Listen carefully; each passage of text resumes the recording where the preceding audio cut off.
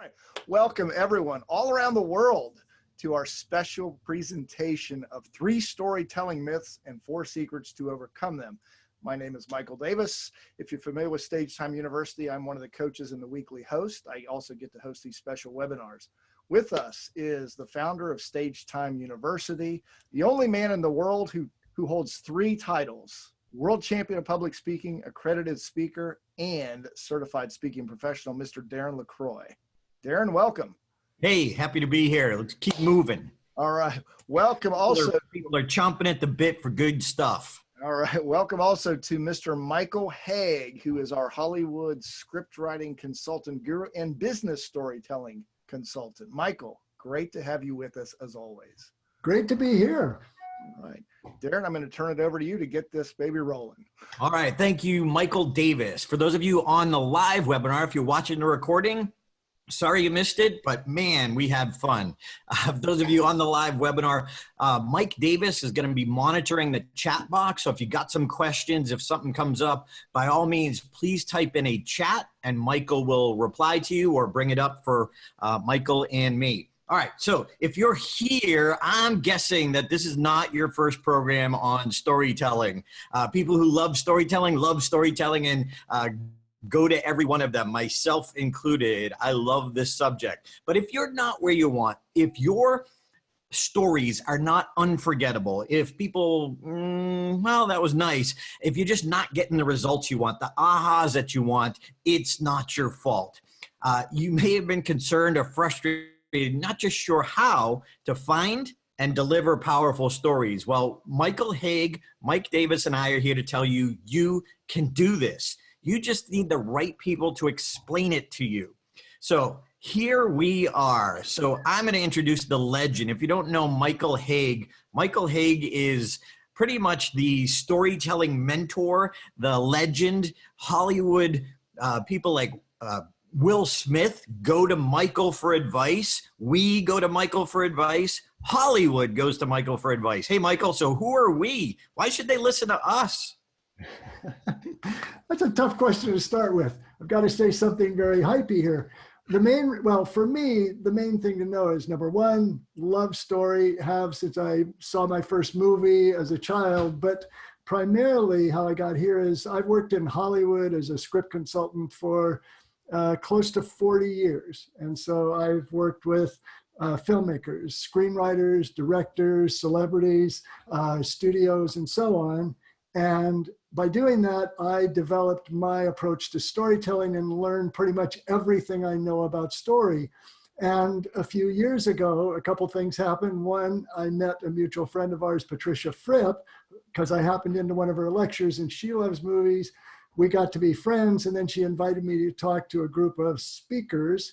And there I got into that world and started seeing that I had things of value to give to public speakers and presenters. I also, a little bit later, got a call from an internet marketer. I knew nothing about internet marketing, but he said, it says I'm a Hollywood guy, at least I was then. And he said he saw a video of mine, wanted to know if I would help him with his story. And he passed the #1 qualification to work with me, and that was wrong internet guy. There, Darren. Hadn't met Russell yet. This was Matt Basak. He was a high-level marketer. And because he was willing to pay me, I said, sure, as if I knew what I was talking about. But in working with him, what I discovered is story is story is story. And if you understand how stories work in movies and in television, you understand the basic principles that make them work in anything you're delivering as a presentation, whether you're on a stage or whether you're writing on the page. And he seemed happy because he later on gave me a testimonial. It says, over the years, the story I helped him develop has made about $10 million. It was later when I met Russell Brunson, who many of you know, because he heard the same video, brought me to speak at his group, and then I started working with him. So that's why me. I feel like my background and my love of and understanding of story can be helpful to all of you, whether your presentation is in front of an audience or to an email audience or on a webinar or whatever it might be. So now, Darren, introduce yourself. I bet you can do it faster than I just did. No worries. Two two pivotal moments in my speaking career.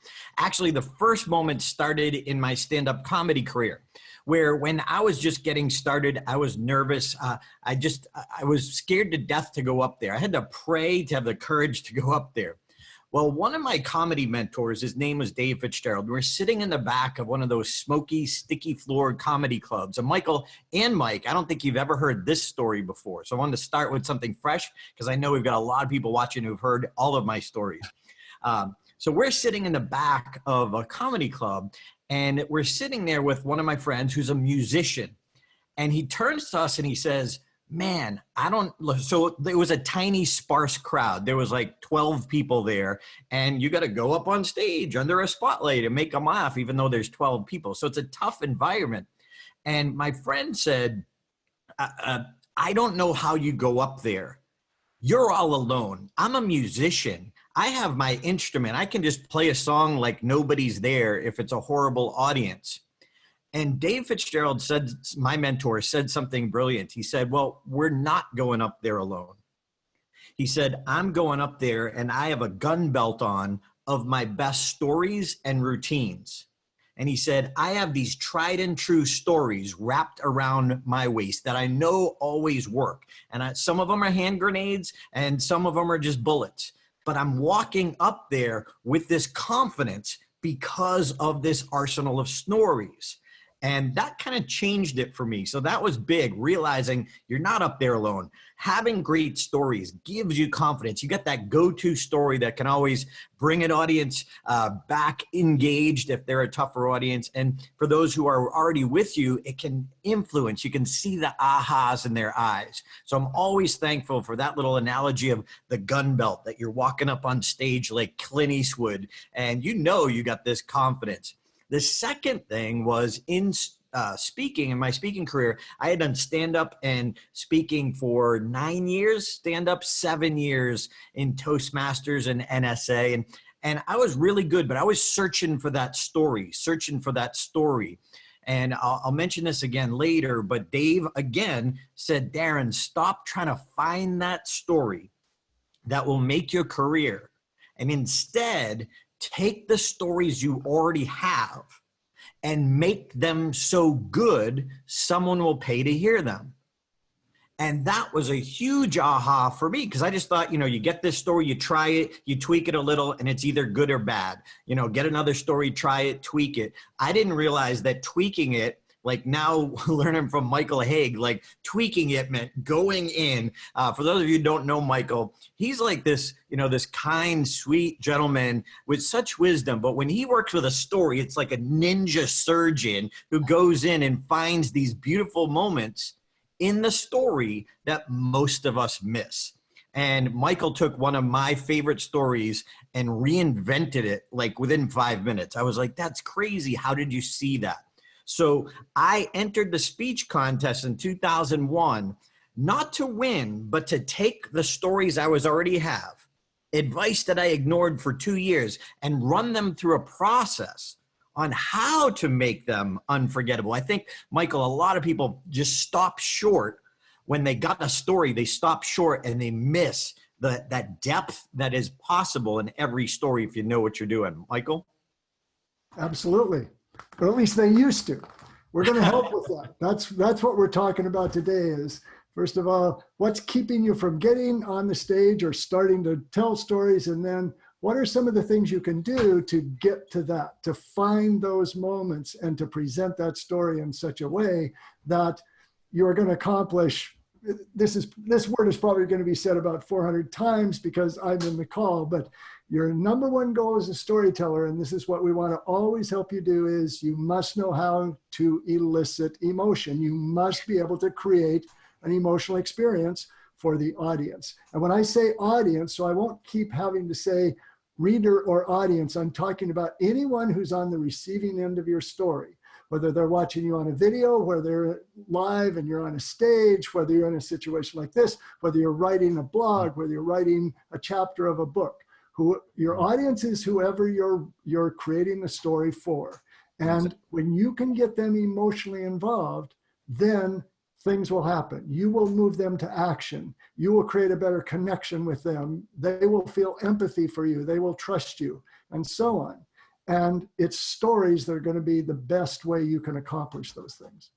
Absolutely. Thank you, Michael. And so here we are. Here's our goal number one, to help two kinds of storytellers. Number one, emerging storytellers who want the path to find and deliver high impact stories. Like if you're new to learning storytelling, we're here to kind of give you that path. Here's a focus that I didn't have after 7 years trying to figure it out myself. Also, experienced storytellers looking for that crucial missing link to telling business stories that will multiply their revenue. So that's goal number one. Goal number two is to show you how insights from experienced story coaches are essential to telling unforgettable stories. So do you want to be a world-class storyteller? So let's go, Michael. 3 myths that stop you from telling great stories. Are we ready for number one, Michael, or do you want to chat for a second? I think I'm ready because I have that. I know these. I checked ahead and I know these myths, so I'm ready to go here. Better know them. All right. So myth number one, no one wants to hear your stories because you're not a celebrity, a hero, or a superstar. And real quick, this was the aha that I had when David Fitzgerald showed me this. He said, stop trying to find that story that will launch your career. Instead, take the ones you're already telling and make them so good, someone will pay to hear them. And so real quick, Michael, so I joined the speech contest and worked on my story of my first time on stage. And it was a story that was in my speech, my keynote. I told it a lot, but it was not world class. It was very forgettable. And last year, about a year and a half ago, actually, I was driving in Taiwan in this high-speed train with this woman, Therese. And Therese was the district leader who was bringing me from one city to another for all the different seminars I was doing there. And she told me this story, Michael. She said, 6 years ago, I was not even a Toastmaster. In fact, I came to this event. I didn't know who you were, and you were doing a little workshop outside of Toastmasters for a corporation, and I was an employee. I went to the event, and I still remember to this day how nervous you were. And she took her hand and she started shaking her hand the way I do when I tell that story and describe how nervous I was. Well, she remembered it 6 years later. Well, let me back up. How did that happen? I finally took my mentor's advice when he said, find a way to make it unforgettable. Find a way to make it so good. So I joined the speech contest to force myself to focus on this one story. Michael? Okay. So I'm sorry. I got so caught up in your story. I forgot. Oh yeah, I'm talking about a myth. Okay. Yes. One of the things for you, Darren, I think because of your stand-up comedy experience, I think that was probably when your myth was probably, why am I going up there because I'm not funny? So that by the time you became a speaker, you had experience with some stories. But to me, this is the number one block that people find that don't even want to get on the stage. If you're so concerned about getting there, or if you've had drilled into you the idea that no one wants to hear stories, they want to hear data. This is the myth that I want to overcome. And this myth is one that is actually exactly wrong. It's exactly the opposite of the myth. Because one of the things I like to say is, people who hear stories, we don't want to hear stories about extraordinary people who do extraordinary things. We want to hear stories about normal people, about everyday people who become extraordinary. And when you tell those stories, those are the ones that are going to be most emotional. And my proof, my backup for this, it comes from, as most of my answers do, from Hollywood.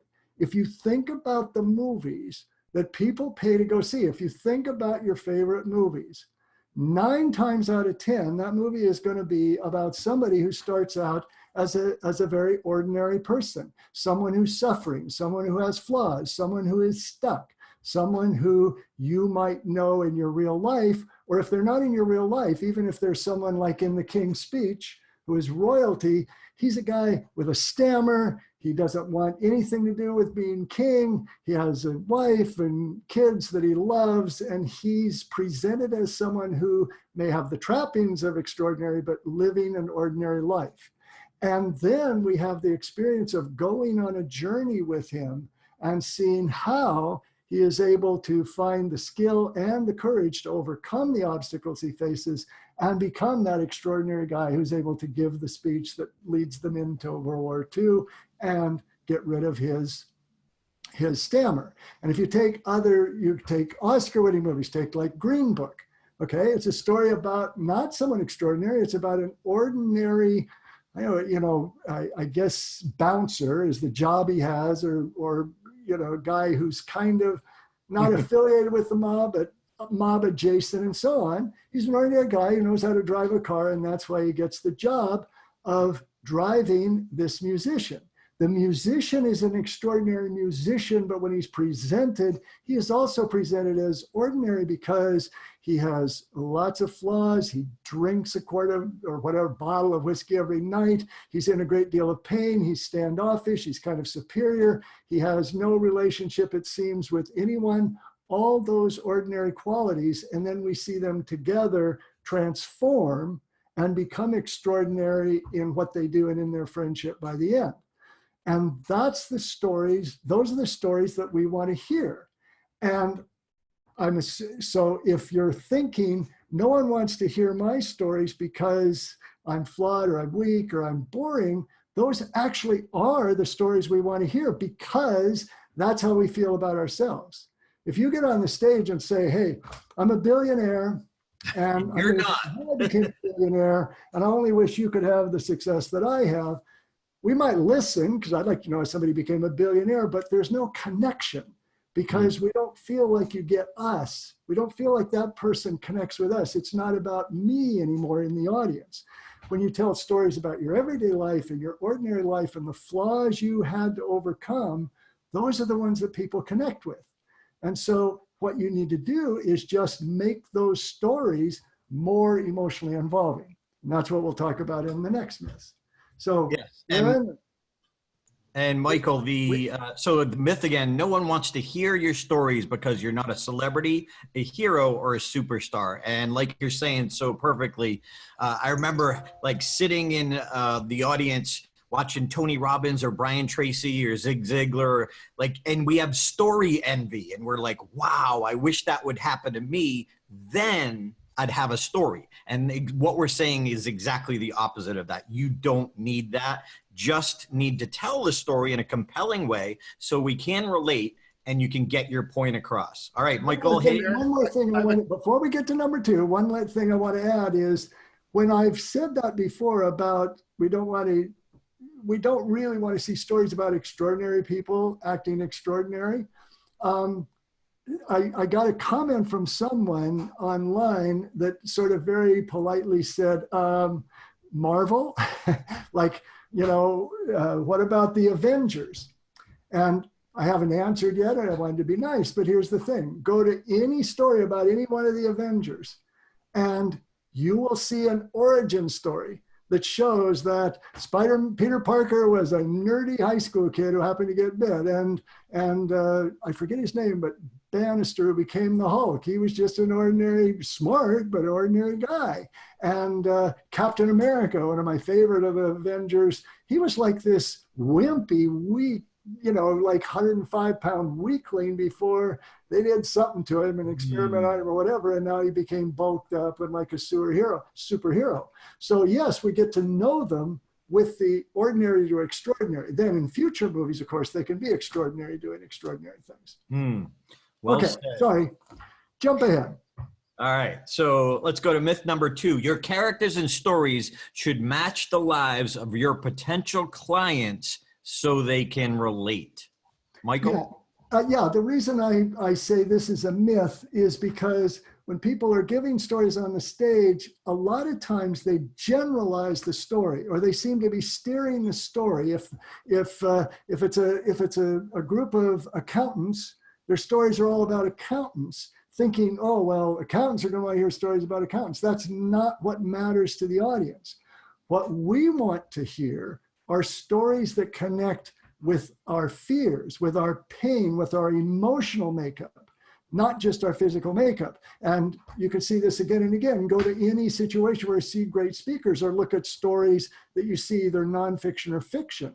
We can get caught up in stories just like in movies. I have nothing in common with Birdie in King's Speech, or a bouncer, or a black musician, or any of that. But those stories I'm drawn to because I can recognize the pain they feel and the emotional makeup they have and the problems they have to overcome.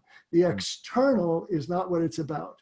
Now, the external needs to be emotional because there's a lot of obstacles and we have fun, occupying that world. But the connection comes from the internal, from the fear and the pain. Yeah, David Brooks, the 1990 world champion, says something that captured me years ago. He said, we all have different stories, but we all share the same 6 emotions.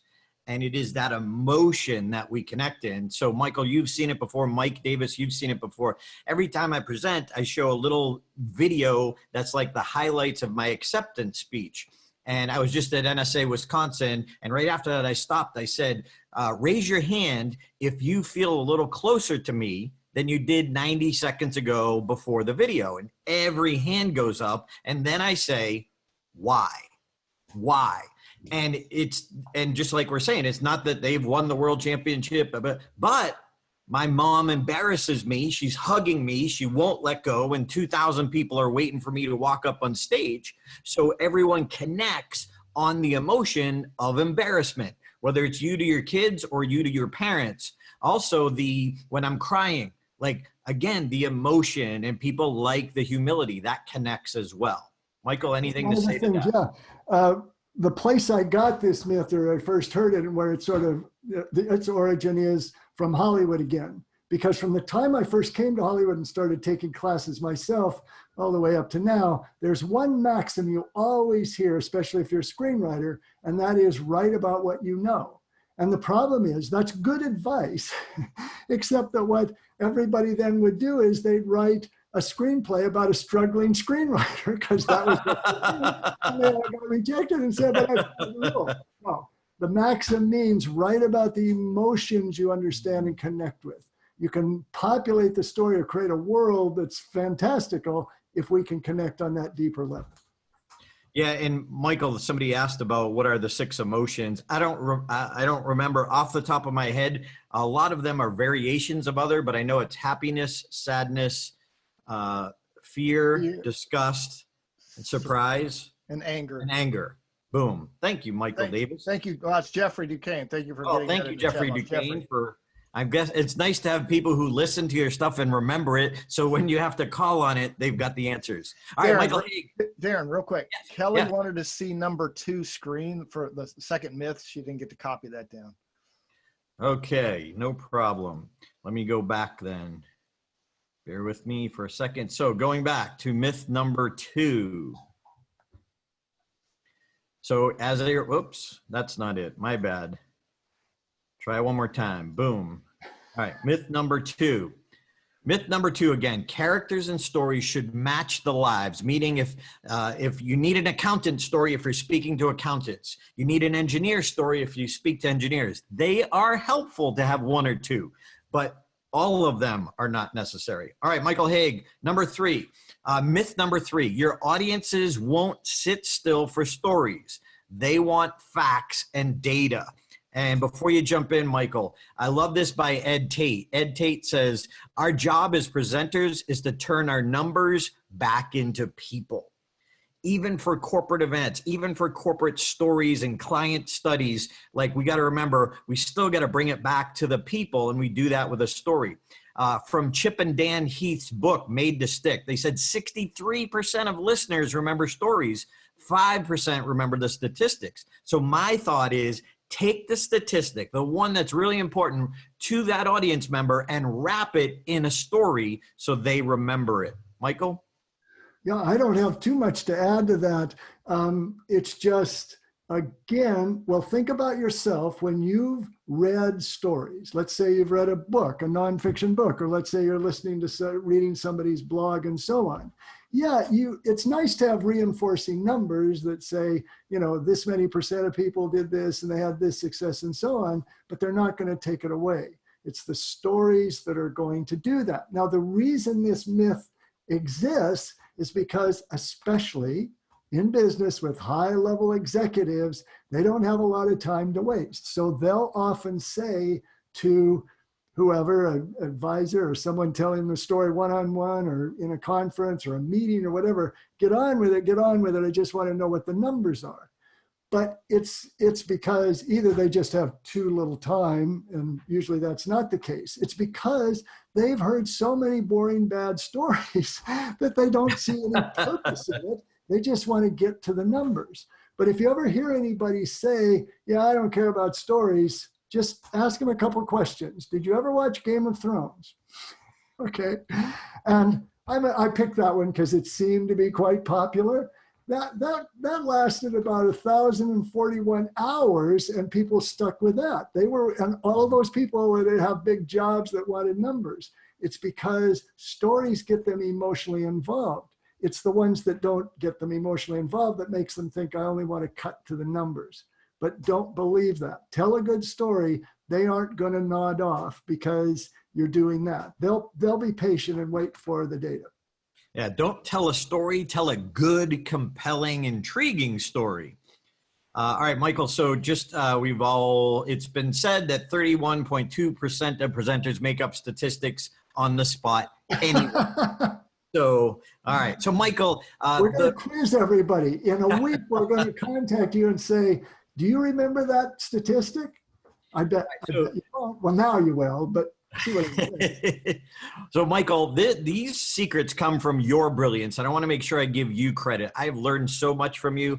For everyone, write down your keepers. We'll ask you at the end for what your keepers were. But one of my favorite keepers from Michael, he's already said, is that the purpose of story is to elicit emotion.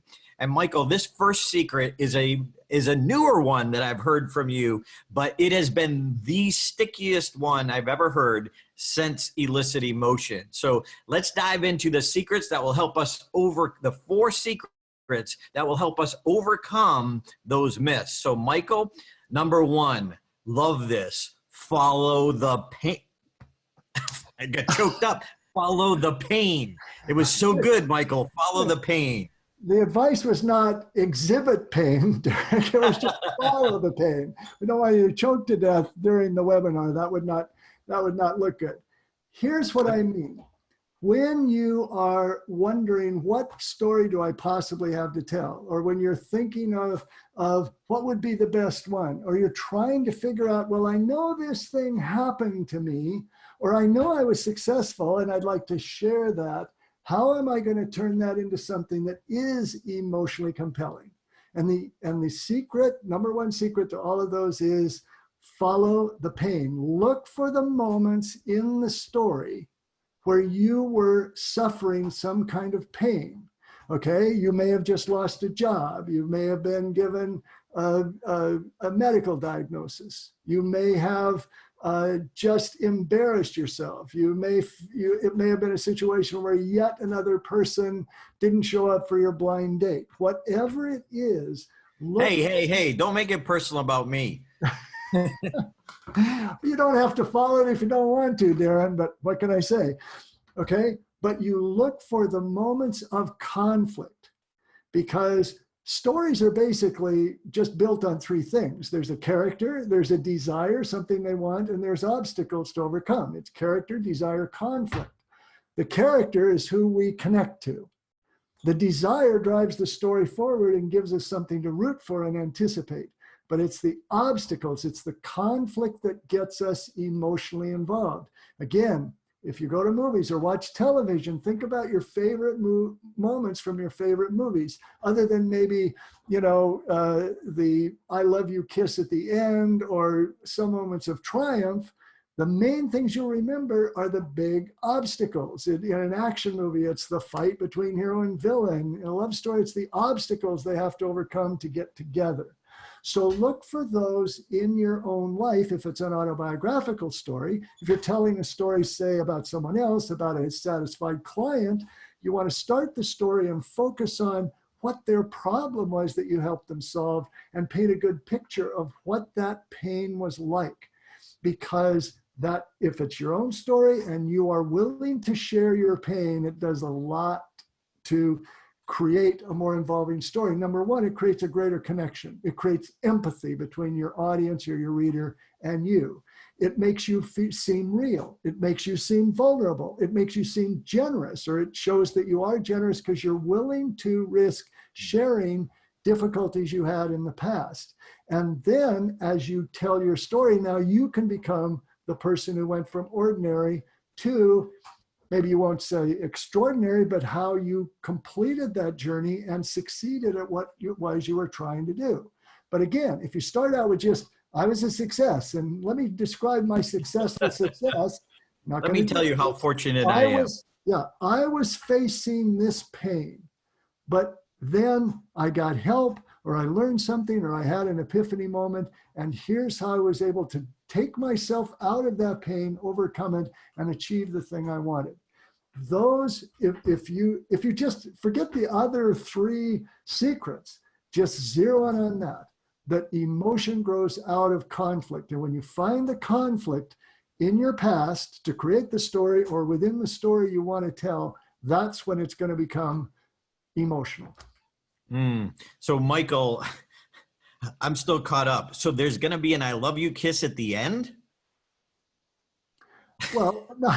I'm right. You've given me hope. Maybe not for you. Even though the blind dates don't show up. Me. Okay, yeah, I'm sure I've seen that somewhere. I'm sorry. I know you were so intense in teaching, but you threw me a softball. Don't throw me. I got 3 more secrets to get. All right. All right. So Michael, let's go. I think this is a powerful one. I bet everybody empathized with me in that moment, because they the pain I had when you threw me off. What is he talking about? All right. So Michael, secret number 2, transport the audience. Yes. And what I mean by that is, when, just again, if you think of yourself in a movie, the beauty of a movie, and what Hollywood does so well, is they get the audience for the movie to forget that they're sitting in a theater, because they put themselves inside the movie. They see themselves connect with the hero, and they see themselves battling the demons or getting the serial killer or whatever it might be. Now, you don't have to write a movie to do this, but what you do need is to create vivid details of setting and character, description and dialogue, as well as action, that we can envision. It's sometimes what I say to storytellers in any arena is, you are actually a screenwriter, because your job is to create a movie inside the mind of your audience, inside the mind of your reader. Now, screenwriters and novelists know this already, because they're getting paid for their ability to transport. But when you're telling a story in the context of some bigger message, like a webinar, like a sales email, whatever it might be, you want to do the same thing. So it's not enough to just say, well, you know, I had a client and he was a dentist, and I worked with him to show him how to make a bit more money, and then he was a successful dentist. Well, I'm not transported by that. I know what a dentist is, but I want to picture how he was suffering. I want to see the empty dentist office, or I want to see him with a stack of bills in front of him, or I want to see the environment he's in. I want to know how he's dressed. I want to know enough detail that I can picture that as I hear the story, as I read the story. And that's what your audience wants as well. Darren, Michael, we have a question actually from May. What happens if your main character is not conscious of his pain? He's numb and feels fine about where he is. How do we show his pain when he's oblivious to it? Then you describe that character's situation in a way that we see how that character is stuck. Now, the story might be one where he isn't experiencing any pain when we meet the character, because he's headed for a fall. His flaw might be hubris. He might think the world is my oyster, but anyone who's seen any movie knows any character does that, it's like, uh-oh, trouble. And then you do that. So you can paint the picture of the character initially as being happy and seeming successful, and then the rug gets pulled out. But most of the time, it will be just like May said, and that is the character is oblivious because we tend to push down the pain and be in denial, and we just get sort of stuck living an unfulfilling existence. And then what you will do is in the story, have some crisis occur that forces that character out of their inertia and having to take action. So you can describe the character in such a way that it's very clear they're in denial about what's going on, but we see that they are lonely, or they're going to singles bars to find true love, or they're in a dead-end job and they're just fighting to stay awake. But they say, well, it's the best I can do. Did that answer that for me? Thank you. That helps. Michael, one of the things you asked me to put together was for the setup. Do you want me to show that slide now? Sure. Okay, so one of the things that Michael Hauge and I are doing an event coming up called Better Stories, Better Business in Las Vegas. You can join us live or virtually, but Michael is always creating. He's a great teacher and he's always coming up with something new. So I'm super excited that he created this thing called the 22-beat story map. And Michael, I'll let you explain this, but I'm like super excited because this is new teachings from Michael Hauge. And so let's just look at a few of the beats. And we were just talking about setting up or transporting your audience. Michael? Yeah, the reason I did this is because I have a process I call the 6-step success story, which is when you're telling a business story about yourself or someone else, you go through 6 stages, 6 broad steps that you or the character you're telling the story about takes to achieve whatever success that you or the character or this other person achieved by the end. So that I already had, and many of you have heard me talk about that, or I've written about it, or I have a book about it called Storytelling Made Easy. But as we were doing exercises in different workshops and so on, and a year ago when we did Better Stories, Better Business, it was very well received, but it was still a bit tricky because it was hard to pinpoint those details that would make it more vivid and more emotional and have something to start with that was very clearly defined. So I started thinking, what if I were to create a template that followed a formula, which I know some people hate, but I have a formula. So I thought, what if I create a template that would be a map that would tell you exactly what to say as you're developing the story? Before I even get into it, I want to point something out. It's a map. So if you think about going on a trip to the Grand Canyon and you have a map on how to get there, the map is not emotionally involving. It's just a guide to get you there. It's the Grand Canyon that is emotional. This is a map to help you start on a journey that will get you to an emotionally involving story.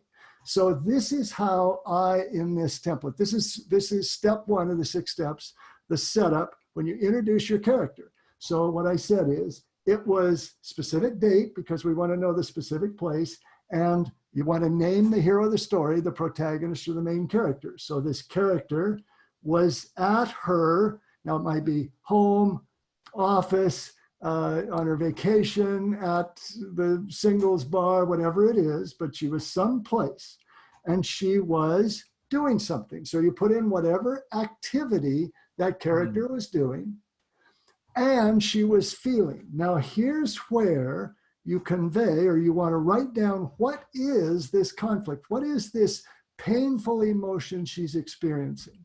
Now occasionally that pain and longing might be, happiness and hubris, but mostly it's going to be pain and longing. How is the character stuck? So you describe what that character is feeling at that moment. Because, and then you explain why are they feeling that way? Because they hate their job, or they're stuck, or they're not making the money they need, or because they can't pay the bills, or whatever it might be. Does it continue, or is that all we've got so far? That's it. That's it. That's it. Okay, good. So let me teach you about your story map. Yes. Well, I don't know. I'm into it, so I want to know where is this going. Okay, put it back on, if you will, though, and I'm going to give you an example. So now, of course, at the event we're talking about, A Better Stories, Better Business, we're going to go through the entire 22 beats that cover the entire story, so that at the end of the exercises getting to this, you would have basically the first draft of your story. Not one that is going to create a lot of emotion yet, but the one so you know where you have something to build on. You're not looking at a blank page, and you know now what the thread of the story is that you need to build on. Yeah, Michael, before you give us the example, real quick, before you give us the example, I want to tie this back. You remember at the beginning of the webinar, we talked about, hey, giving a path to emerging storytellers and then taking experienced storytellers and filling in those little missing, those crucial elements. This is what we're talking about. When you create a story, sometimes you're missing one of those crucial elements, which is what gets us to relate or see the transformation of the main character. So I love, love, love this. So this is the foundation of your story. And I love that it's like fill in the blank. Once we actually tell it, it will be smoothed over. And the art is, Patricia Fripp always quotes the person. She says, I think it was Sir Laurence Olivier, but I could be wrong. The art is in hiding the art. The formula is the excellence is in hiding the formula, but we've got to have these essential beats. If you're not familiar with the term beat, it means the points that you must hit in order for the story to work and be influential. Michael? Yeah. First of all, great imitation of Laurence Olivier. I don't know about Mike Davis, but if for a moment I thought, oh my God, we're back, and never. Well, that's my interpretation of Patricia. Oh, I see. Laurence Olivier. So somewhere in the middle. I mentioned, this is going to be very quick, but I mentioned the movie King's Speech. And I'm assuming if you haven't seen it, go see it. Great movie, Best Picture winner, and so on. But if you just said it was, I might be taking off by a year. It was 1938, and Prince Albert, or Bertie as they referred to him in the movie, was at I think it was Wembley Stadium. I'm not sure, but it was some big arena. You would catch the name. He was giving a speech to a giant crowd and to the nation over the radio, okay, and feeling terrified and humiliated because he was giving the speech in spite of a horrific stammer that made it almost impossible for him to get through. Okay, now that doesn't do justice to that opening scene. It's the very opening. But if you think to that opening, it hit all those beats, and that character is in such excruciating pain as we see the looks on people's faces who are embarrassed from him, and he can't come up with the words, and we see his wife in tears over what's going to happen, and we see how nervous he is. We are so connected to that character at that point that we'll stay with him for the rest of the movie, even though nothing about that character is the same as our lives. So make no mistake, if you're watching this webinar, this is brilliant. Like, you just use this. There's so much more, but seriously, this is brilliant. So many storytellers, they try so hard. It's a great story, but they're not explaining the key beats. So in their head, they know the whole story, but which part of it do you tell and use to tell the audience? So this alone should change how you do storytelling. Michael? Yeah, and one other thing, I don't want to jump ahead, but one other thing that's important to see is in this setup, the main part of the story, the goal of giving a speech, of becoming king and giving a speech, we haven't gotten there yet. A lot of difficulty with stories is people start like in the middle, you know. This is a story about a guy who was just made king and has to give a speech. That's too late. You always start with the everyday life of the character before you get going. So bonus material with the setup here. Darren? Michael? Yes, go ahead, Mike. Question from a couple folks. Well, is this 22-beat story map going to be available before the workshop? Available? Yeah. We're giving you the gold right now. No, This, no, it won't be. I mean, it's going to yeah, be no, this is what people get, but there's a this is part of the event. yeah, Okay. it's not a come on to get it. The reason it won't be available because you won't because I don't like to do that. Is say, here's a bunch of blanks. You don't know exactly what goes in them, but I'm going to show them to you now. No, it will be revealed and presented as we're going through the overall process of the 6-step success story and so on. So Yeah, because you can give away a world-class process, but if you don't understand how to use the tool, you'll miss something. So this is part of the event. We're giving you some rock solid content from our event coming up in a couple weeks. All right, Michael, transform your hero, secret number 3. Okay. And I'm gonna let me jump in first, so I get at least to say something. Just kidding, love you. So Michael has a story model. I have one as well. So in my story model, if we look at where the character is at the beginning of the story and where the character is or how they're feeling or their inner journey or outer journey at the end, what we're talking about is showing the dynamic change in the character. Michael? Yeah, you might want to leave that up a little longer. I couldn't follow it, and I think I've seen it before. So anyway, there you go. There you go. So the beginning is the clever. then, how the diagrams are easier to understand, everybody, but no, mine aren't that colorful though. All this is simple, and that is when you tell a story, stories are always about transformation, but they're transformation on several levels. One is the external situation for the hero changes, okay? Something has changed. So Bertie goes from a stammering prince who wants nothing to do with the throne to the King of England who can get through the most important speech probably given in England in the 20th century leading into World War II without a stammer. So that's it. But equally important, and this is the secret for getting from good to great story, is King's Speech is also about him overcoming his fear of not being good enough to be king, to lead.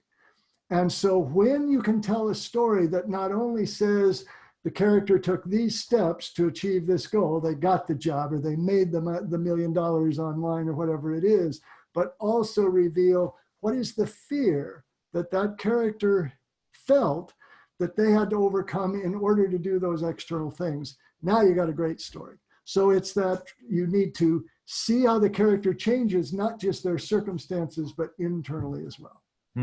So it's the then perspective, how they were back then, where the king was nervous, had a stammer, and couldn't give a speech to save his life. And at the end, he is transformed, and now he gives a speech that inspires the kingdom. And so it's a very different. Now, he doesn't just get there, go from here to there. It's the journey, the inner journey, the journey that transforms him, and that's what we're talking about. So, Michael, anything else on this? Because I want to keep it moving here. I think the ship of keeping it moving sailed as soon as you said, Michael, why don't we do a webinar? But anyway, right. I think, what do we got? One more secret? We got one more secret. So secret number 4, great stories are simple. I'm going to do my best to make this simple and short, and that is, without question, the number one problem or weakness in stories I've been encountering since I began in Hollywood right up to now, no matter what the arena is, they are too complicated. The problem that occurs in my experience is that when we are trying to write, if we get stuck on the story, the solution is let's add plot. Let's add more things happening. And that's not the solution. The solution is always get focused on what the goal is. So if you understand that the simpler your story, in terms of very easy to say, this is the hero, this is what the hero wants, this is what they had to overcome. It's that simple. If you stay focused on those 3 things and don't go meandering around with the sides, if you're giving a speech, don't stop in the middle to explain your message or talk about that, or waft away to talk about your childhood if it's autobiographical. Stay with who's the character, what's the goal, what's the obstacle. if you can keep your story simple. Now, it doesn't mean there aren't complex elements. You can have a complex character, you can have a message that runs deep and so on. But it's the simplicity of what the story's about. It's about a prince with a stammer who has to be king and lead his country into World War II. That I can say that it's the only thing short I've said all day. But you can take any successful movie and you should be able to express what it's about very simply in about one sentence. If you can't, it probably wasn't that successful. Yeah, you got to start there and then build from that. So I know if you're watching this webinar, if you're watching this recording, it probably felt like we gave you a drink with a fire hose, but we gave you the best content we could in the allotted time. And Mike Davis, if you can open your mic, and we will have everybody put keepers in. What's your keeper from this? Would love to hear those. And while you do that, if you're interested in learning more about the 22 beat, brand new. So Michael, it was asked if that was in your book. No, it's not in his book. It's brand new. No, I've never presented it before. This is the first time I made it for this. Cutting edge. You're here. You're on the cusp. If you're watching this webinar, if you're watching the recording, you're almost on the cusp. So we put together a special package if you want to join us for this live event, live, virtually, or even watch the recording. So Michael, tell me if people weigh in on this. May we share this special offer with you? You just type yes or no in the chat box if it's okay. Yep, I got a yep, a yes, Sweet. A yes, a yes, a yep. All right. Thank Close you. to a yes. Thank you. Thank you. So here's the deal. If at the beginning I asked you if you want to be a world-class storyteller, to tell those unforgettable stories and generate more and more quicker and make them more unforgettable. Here's the problem. This is my buddy Tim Gard. He said, everyone's a black belt in an hour. So we've just given you 48 minutes of the best content we could on storytelling. And we hope this is helpful, even if you never join us for more.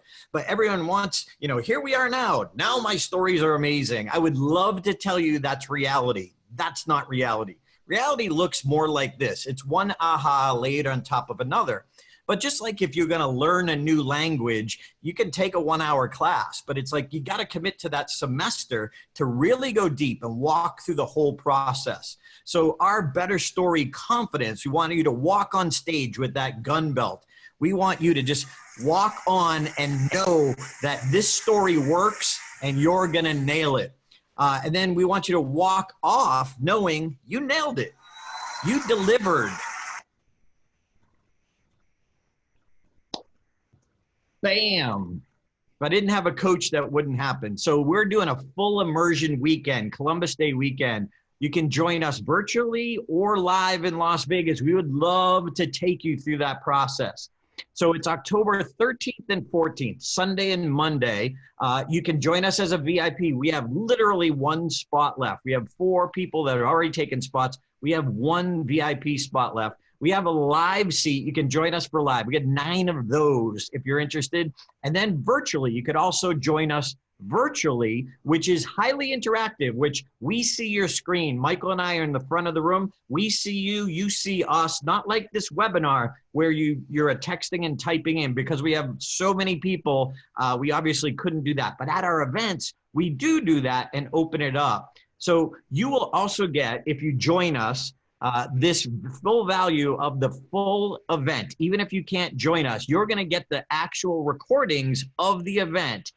We host them on the website. You're going to get the 22-beat story model, the guide, and all the videos to walk through this. And we have fun. Michael and I have fun when we do this. So here's the website. Well, everyone, not just us. Everyone has fun. Well, so number one, go to the website. Mike Davis, if you could type that in, that'd be great. Sure. BetterStoriesWorkshop.com. BetterStoriesWorkshop.com, and use the discount code MASTER50, MASTER50, and you will get half off because you watched this webinar and stuck all the way till now. So if people jumped off beforehand, they're not going to get this special because they didn't stick it out. This is only for those serious people. So Michael, I found these from our last event. Lori Ann Murabito. She is a friend. She paid full price for this event when she came last time, and she is an author. She is a rock star, and she said, as a professional speaker, I know the power of stories. I attended the Better Stories workshop because I wanted to learn how to construct stories that would move my audience, readers, and viewers. I walked away with a better understanding to a powerful story, and will be telling better stories at my next presentation. So this is like instantaneous. When you sit and learn with us from 2 days, you'll never look at stories the same way again.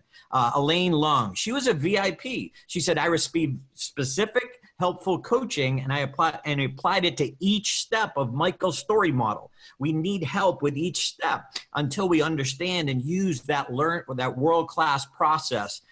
She said, each step of the story model to my ideal client story, along with group feedback. So as a VIP, people in the audience are actually helping you, give you feedback. So it's like your own little focus group or mastermind, if you will, to using these storytelling techniques to convert listeners to clients. She also said, I'm leaving with a new storytelling process model to share with my clients to attract new business to my company. Thank you, Darren and Michael, for showing me how to take my storytelling skills to the next level. My business is never going to be the same because of it. Bam.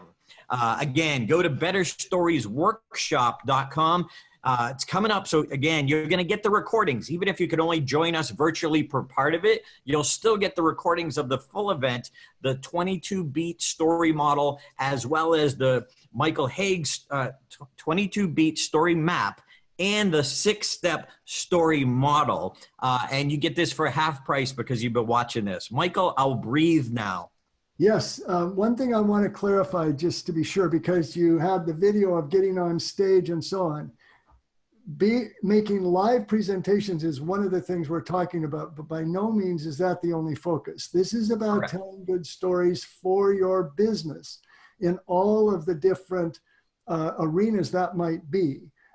So that it might be giving a presentation to a big audience, it might be giving a presentation at a conference or an in-house meeting, but it also might be creating a webinar, a story for a webinar, or a story for an email series, like a soap opera sequence emails to persuade somebody to buy something online. It might be a story in a sales presentation to get more clients or to sell product. It might be a number of my clients develop stories to use in nonfiction books they are creating about their particular area of expertise. So I've had clients who are managers who have their own particular technique for teaching management, and I help them figure out and create and develop the stories from their past where their clients, their management clients, improve their situation by that. So it's about written and live, written, broadcast, videos, all arenas where you might be telling stories,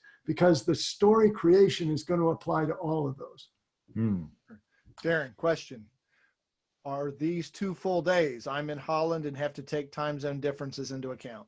Yeah, and absolutely. And that's why we are having the recordings.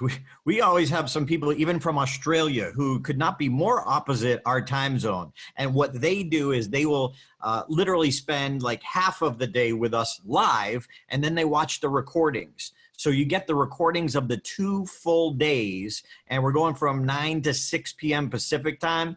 But again, if you could only join us for part of that live, that allows you to ask questions. We always get the videos up within 24 hours. So usually the day of the event, by the next morning, the videos from the previous day are up there. So great question. And we always have international people joining us. And it's so much fun because some of them, they're drinking caffeine and coffee just to stay awake. And we understand that. And we're trying to help people in any way we can. The full immersion, to spend 2 days together, that's really the goal. But you can watch the recordings again and again and again as well. And let me emphasize, you mentioned this, but it always amazes me because I know zip about technology. When Darren says virtual attendee, that doesn't mean a video observer. I mean, it's all set up so we interact with you. You can talk to each other in groups if you're in a virtual place. You're really one of the participants in the class, in the master class. And the thing about it is, you don't have to come to Las Vegas and pay for a plane ticket and a hotel. You just stay home and watch as much as you can live from home. And then you've got the recording to supplement that if you are in Europe or Australia or all those places people were from.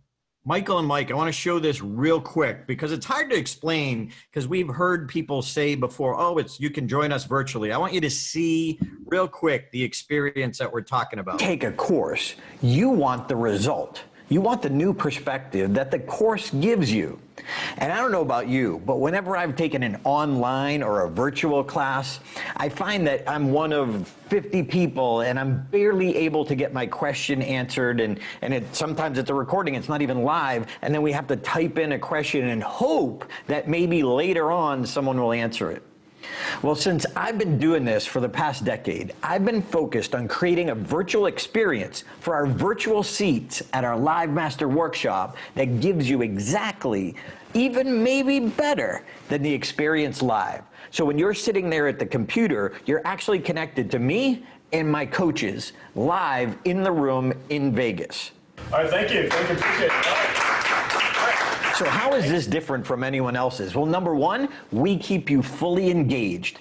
We are watching you watch the class. So you can't sit back and check your emails. We're gonna see and make sure you're fully engaged with the class, just like you were there at the live event. Number two, we've created breakout rooms. When the people in person break out and do an exercise, you'll be doing the same exact thing online. And number three, you're going to get a bonus where you get access to all the recordings. So if you miss some of it, or if you want to go back and listen again and again, you can do exactly that. You'll also get the same exact workbooks we're going to be working on in person in Vegas. So you can go through them, print them out if you want, but you get the same experience as if you were being there live. But you don't have to take my word for it. Hear what the people who were virtual seats at our last event and what they had to say about the experience. Because the technology is awesome, because we were able to go into breakout rooms virtually, and we created this community of remote users, and I think we were actually better taught than the people in the room. We were included in all the processes and all the activities that were going on in the classroom. I was engaged the whole time. I was so impressed with how well you guys did that. So yeah, this thumbs up for the virtual. It's great. Completely over-delivered on what we expected for this class, I think. I didn't have to fly to Las Vegas, but I was there. So I've enjoyed every minute of it. Take this course. All right. So any questions about the event? Mike, come up. You're muted, buddy. Just one question from Ramiro, but I believe this is for everybody. Do you only get the recording of the previous event or this one? And you get one of the 2-day event that you're paying for. Yes, it's not for past experience, it's that. That's why I say it's up within 24 hours. So usually by the end of the day, I go home and I work while Michael Hauge goes and sleeps and rests and counts his money. I just sit there and I download, upload, and my team gets it on the website by the next morning, sometimes even that night. So I hope you consider joining us for this. Again, you can join us either way. We'd love to have you live October 13th and 14th, Sunday and Monday. You get, again, the recordings and all the tools. This is a free bonus. And then, of course, you can get 50% off if you use this code, betterstoriesworkshop.com, master50, all caps, by the way, all caps, master50. And if you have any questions, reach out to my team.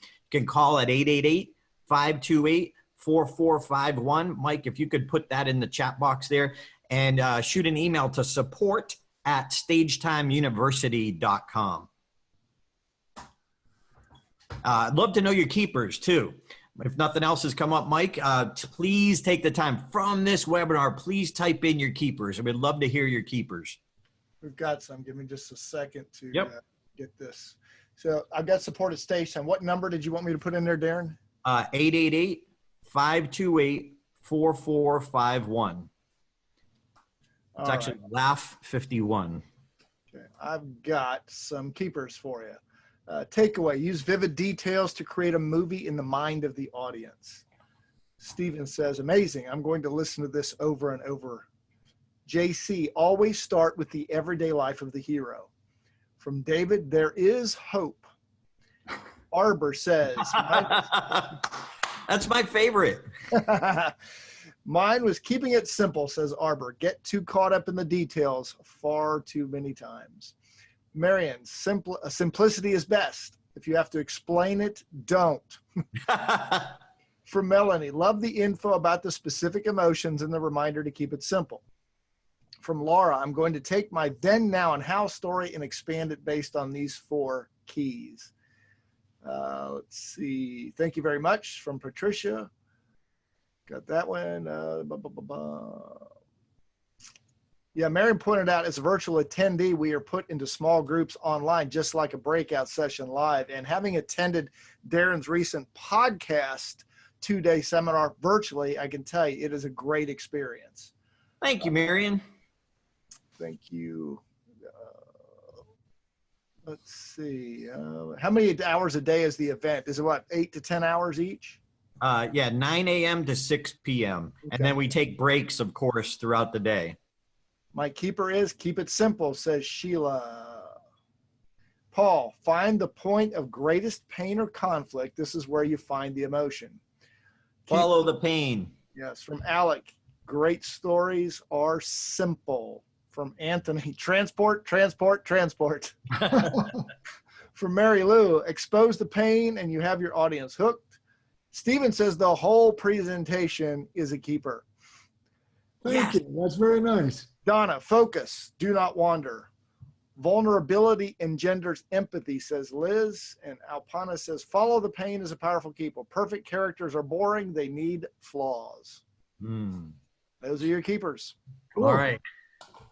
Well, Mike and Michael, thank you for joining me on this webinar. And I just want to remind everyone watching this, look, having stories is one thing. Having unforgettable stories or world-class stories is really what gives us that confidence. Remember, walking up on stage with that gun belt where you get your hand grenades and your bullets, it just gives us confidence as presenters. It's almost like getting to that story. Once you're in that story and you know it works, it's powerful and transformational for your audience.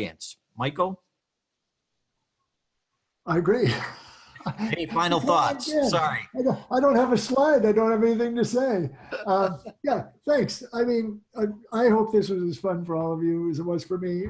Obviously, I love talking about story. I appreciate hearing the keepers because you really picked up on the secrets and the myths. So I'm happy to hear that. I hope we will see you in whatever it is, a week and a half or on Columbus Day weekend. It'd be great to have you there, either live or virtually. And thank you again, Mike. And especially Darren for setting this up and being such a great cohort. And I'm looking forward to getting to work with you again. Always a great experience. All right. Mike Davis, take us out. Mr. LaCroix, thank you so much for putting this together. Michael, as always, your wisdom is much appreciated. As you pointed out in the keepers, people always go deeper with their stories. Please remember to go to, let me see, I got to pull up the chat box. So many chat box. Right on the screen. BetterStoriesWorkshop.com. Use your discount code MASTER50. Having attended many of these, I'm not just a coach at Stage Time, I'm also a student. It will be worth your time and energy to go deeper into your stories. We look forward to seeing you in 2 weeks at the event, live or virtually. Thank you, Darren. Thank you, Michael. And thank you especially to all of our attendees today for being here with us. No one becomes world-class alone.